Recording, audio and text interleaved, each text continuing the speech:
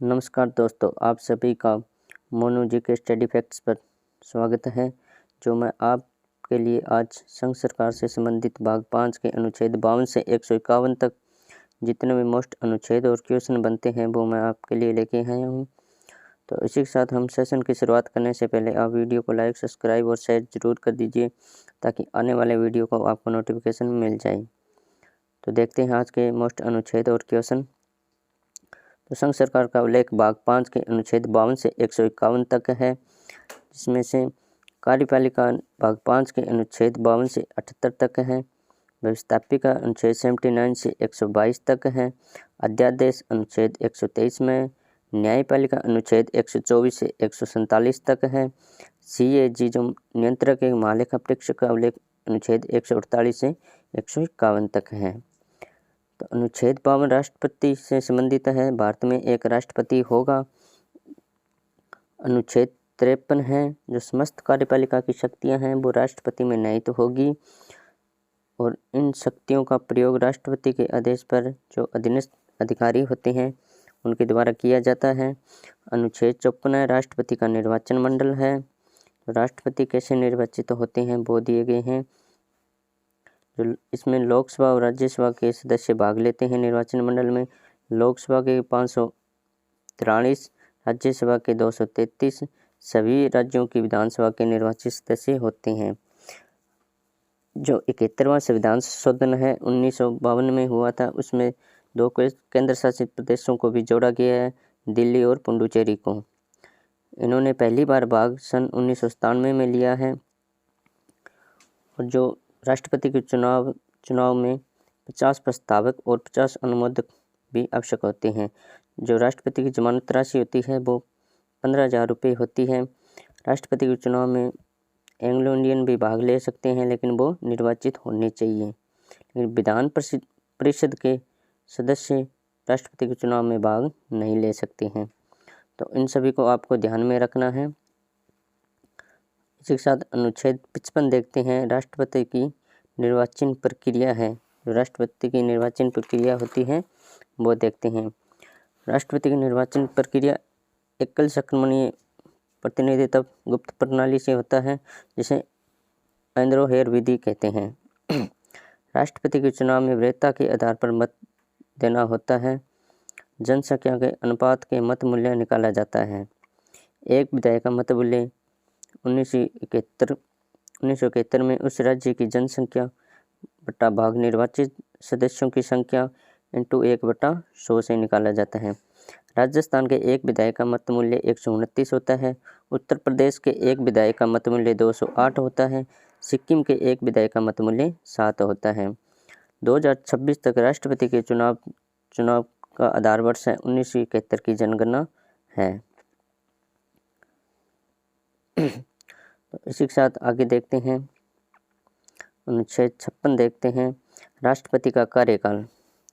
जो राष्ट्रपति का कार्यकाल है वो कितने वर्षों के लिए होता है? राष्ट्रपति का कार्यकाल 5 वर्षों के लिए होता है। अनुच्छेद 56 देखते हैं, 56 तो देख लिया है। अनुच्छेद 57 देखते हैं, पुनर्निर्वाचन।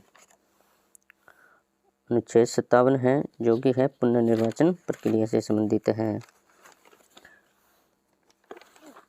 आप सभी वीडियो को लाइक और सब्सक्राइब जरूर कर दीजिए ताकि आपको वीडियो का नोटिफिकेशन मिल जाए। इसके साथ आगे चलते हैं, अनुच्छेद 58 देखते हैं, राष्ट्रपति पद हेतु योग्यता। राष्ट्रपति के पद हेतु क्या क्या योग्यता होती है वो योग्यता देखते हैं।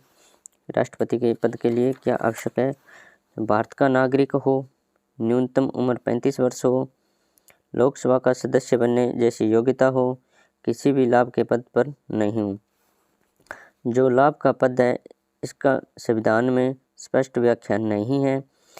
राष्ट्रपति, उपराष्ट्रपति, राज्यपाल, संघ व राज्य के मंत्री लाभ के पद में शामिल नहीं होते हैं। जया बच्चन बनाम भारत संघ 2026 में ऐसा कोई भी व्यक्ति जो संघ या राज्य के वेतन, सुविधा व शक्ति प्राप्त करता हो लाभ के पद में शामिल नहीं माना जाता है।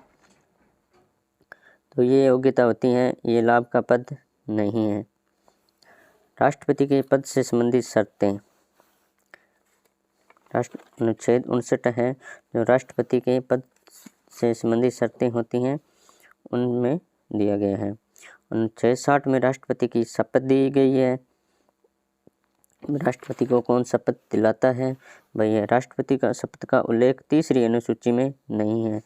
राष्ट्रपति को शपथ सर्वोच्च न्यायालय के मुख्य या वरिष्ठ न्यायाधीश दिलाता है।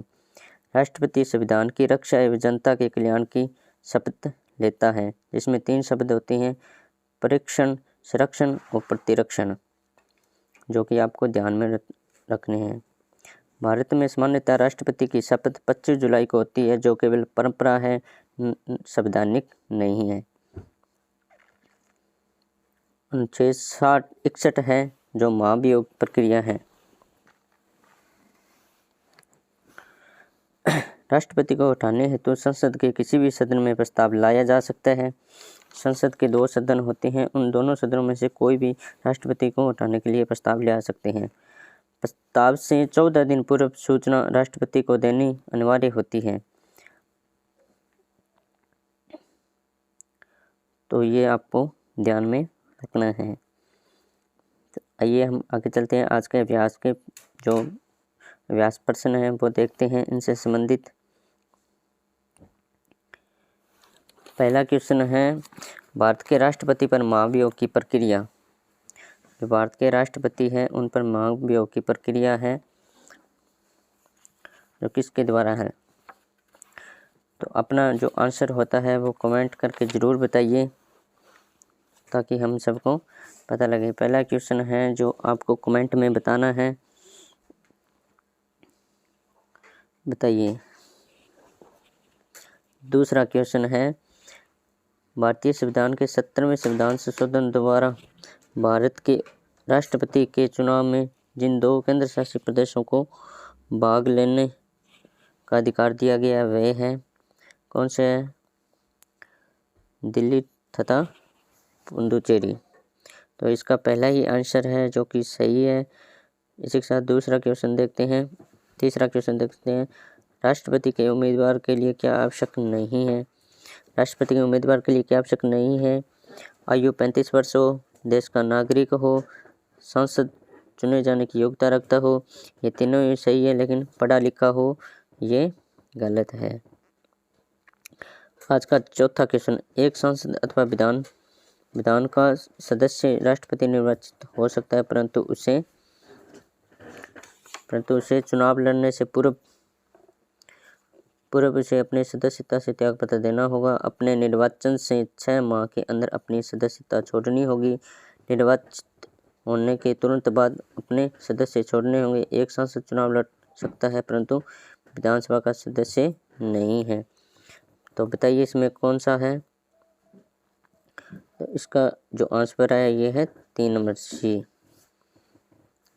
आज का 5वां क्वेश्चन, भारत के राष्ट्रपति पर महाभियोग चलाने के लिए कम से कम कितने दिन पूर्व की सूचना देनी आवश्यक होती है? तो ये हमने ऊपर आपको बताया था।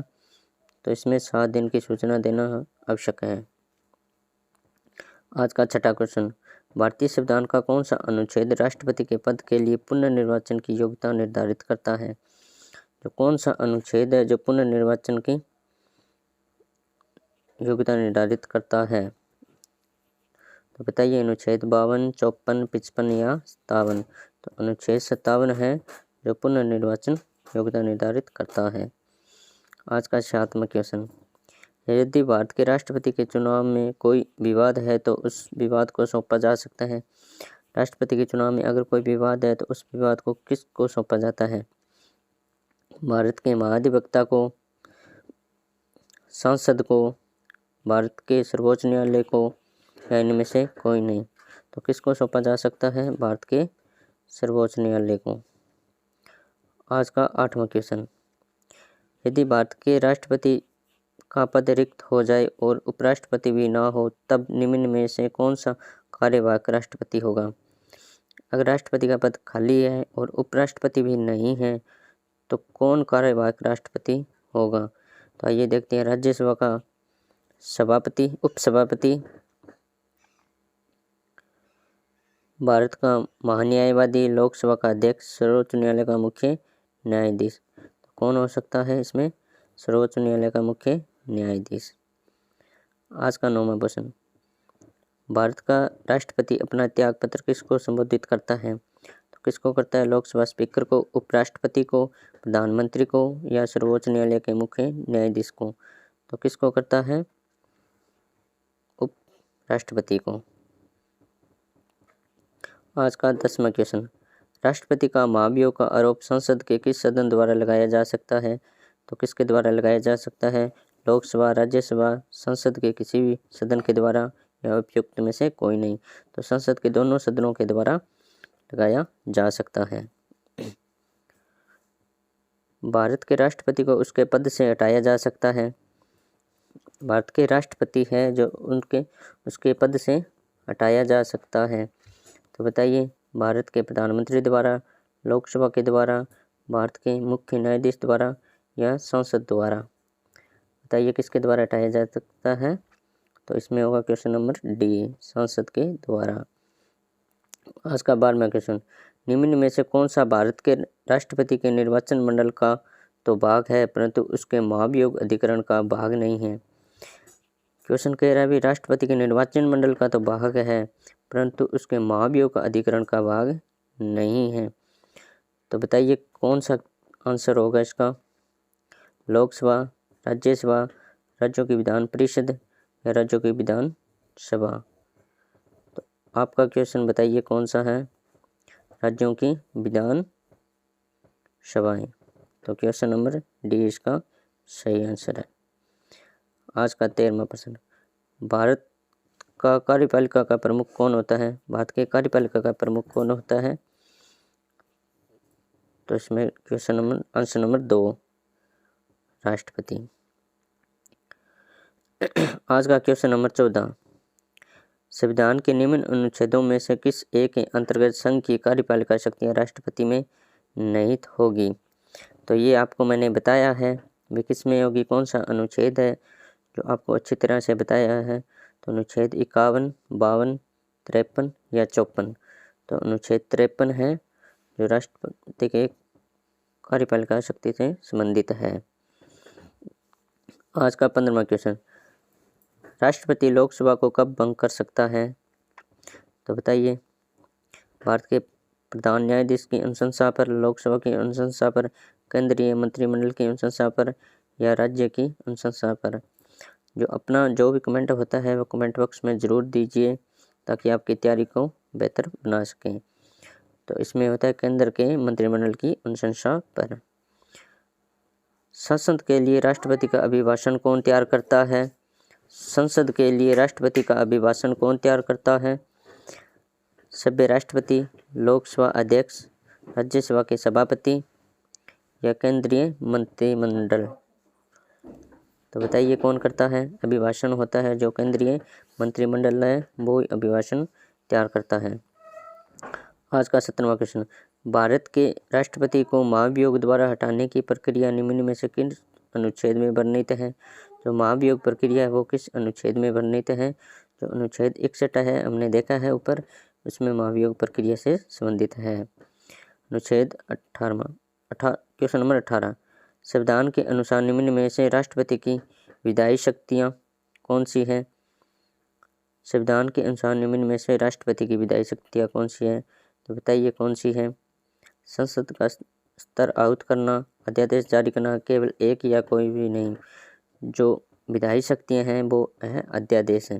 अध्यादेश हमने देखा है अनुच्छेद 123 में राष्ट्रपति द्वारा अध्यादेश जारी किया जाता है। तो आज का 19वां क्वेश्चन, राष्ट्रपति निम्न में से किसकी नियुक्ति करता है? तो बताइए राष्ट्रपति निम्न में से किसकी नियुक्ति करता है? भारत के महान्यायवादी की, नियंत्रक के, महालेखा परीक्षक की, राज्य के राज्यपाल की या उपयुक्त में से सभी? तो आपके अनुसार बताइए राष्ट्रपति किसकी नियुक्ति करता है? तो राष्ट्रपति इन सभी की नियुक्ति करता है। आज का 20वां क्वेश्चन, भारतीय संविधान का कौन सा अनुच्छेद राष्ट्रपति को उच्चतम न्यायालय से परामर्श लेने की शक्ति प्रदान करता है? जो भारत का संविधान है उसमें कौन सा अनुच्छेद है जो राष्ट्रपति को उच्चतम न्यायालय से परामर्श लेने की शक्ति प्रदान करता है? तो बताइए कौन सा है? अनुच्छेद 129, अनुच्छेद 132, अनुच्छेद 143, अनुच्छेद 32। तो अनुच्छेद 143 है जो सी नंबर क्वेश्चन है, वही सही है। आज का 21वां क्वेश्चन, राष्ट्रपति की समाधान की शक्तियाँ एक है, कौन सी है? विधायी शक्ति, न्यायिक शक्ति, कार्यपालिका शक्ति या उपयुक्त सभी। जो विधायी शक्तियाँ हैं वे हैं न्यायिक शक्ति। बी नंबर आंसर होगा। भारत के किस राष्ट्रपति को मिसाइल मैन के नाम से जाना जाता है? बहुत ही सरल क्वेश्चन है जो भी आपको सभी को आना चाहिए। तो मिसाइल मैन के नाम से डॉक्टर अब्दुल कलाम को जाना जाता है। भारत के निम्न मुख्य न्यायाधीशों में से किसी एक ने राष्ट्रपति के रूप में कार्य किया है? तो किसने कार्य किया है? MC महाजन ने, M हिदायतुल्ला ने, PN भगवती ने, VK बनर्जी ने। तो बी नंबर आंसर इसका सही है। सूची वाला क्वेश्चन आया है, सूची 1 तथा सूची 2 को सम्मिलित कीजिए तथा निम्न गुटों का प्रयोग करते हुए सही उत्तर का चयन कीजिए। तो देखते हैं, सूची 1 में राष्ट्रपति है और सूची 2 में है जो अवधि है। तो आइए हम देखते हैं कौन सा इसका सही होगा। तो फखरुद्दीन, राजीव रेड्डी, जाकिर हुसैन और बीबी गिरी। तो इसका कौन सा देखते हैं कौन सा सही है। फखरुद्दीन 1974 से 1977, 2 नंबर। और राजीव रेड्डी 1977 से 1982, जाकिर हुसैन 1909 तक और बीबी गिरी है जो कि 1 नंबर है। तो इसमें क्या है 2 3 4 1, 2 3 4 1। तो आइए देखते हैं कौन सा है 2 3 4 1 का बी नंबर आंसर है जो सही है। आज का लास्ट क्वेश्चन, भारत के निम्नलिखित में से राष्ट्रपतियों में से कौन सा दार्शनिक राजा एवं दार्शनिक शासक के रूप में जाना जाता है? तो बताइए, डॉक्टर राजेंद्र प्रसाद, अब्दुल कलाम, राधाकृष्ण और जाकिर हुसैन। तो किसे दार्शनिक शासक और दार्शनिक राजा के रूप में जाना जाता है? तो डॉक्टर राधाकृष्ण को जाना जाता है। तो आज के लिए इतने क्वेश्चन, आप सभी को कमेंट बॉक्स में बताना कैसे लगे। तो इसी के साथ सेशन की समाप्ति करते हैं। स्वस्थ रहिए, मस्त रहिए। थैंक यू, धन्यवाद।